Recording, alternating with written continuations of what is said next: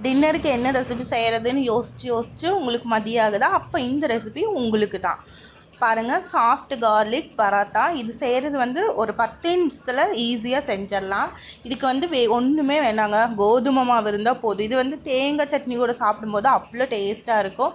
சரி, இப்போ வந்து எப்படி செய்யலான்னு பார்க்கலாம். அதுக்கு வந்து நான் வந்து 1 கப் கோதுமை மாவு எடுத்துருக்கிறேன், 1 ஸ்பூன் பூண்டு பேஸ்ட்டு, அதுக்கப்புறமா கொஞ்சமாக மல்லித்தலை, தேவையான அளவு சால்ட் ஆட் பண்ணிக்கோங்க.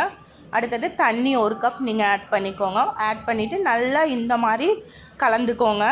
பாருங்கள், நல்லா தண்ணி தேவையான அளவு தண்ணி ஊற்றிட்டு மாவு பதத்துக்கு நீங்கள் வந்து கலந்துக்கணும். ஓகேங்களா? பாருங்கள், இப்படி கலந்துக்கோங்க. கலந்துட்டு இதில் வந்து நான் வந்து பட்டர் வந்து நான் வந்து உருக்கி இதில் வந்து 1 ஸ்பூன் ஆட் பண்ணியிருக்கிறேன். ஆட் பண்ணி நல்லா மிக்ஸ் பண்ணிவிட்டு ஒரு 10 நிமிஷம் நீங்கள் மூடி வச்சுட்டு அதுக்கப்புறம் எடுத்துகிட்டு இந்த மாதிரி நீங்கள் தோசை மாதிரி ஊற்றிட்டு ஒரு 2 மினிட்ஸ் நீங்கள் மூடி வைங்க.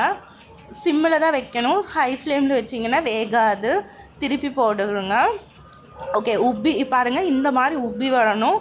ஸோ உங்களுக்கு வந்து இது மாதிரி உப்பி வரல அப்படின்னு சொன்னால் ஒரு துணியை வச்சு மேலே வந்து லைட்டாக ப்ரெஸ் பண்ணிங்கன்னா நல்லா உப்பி வரும். இது கூட வந்து நீங்கள் வந்து தேங்காய் சட்னி தொட்டு சாப்பிடும்போது அவ்வளோ டேஸ்ட்டாக இருக்கும்.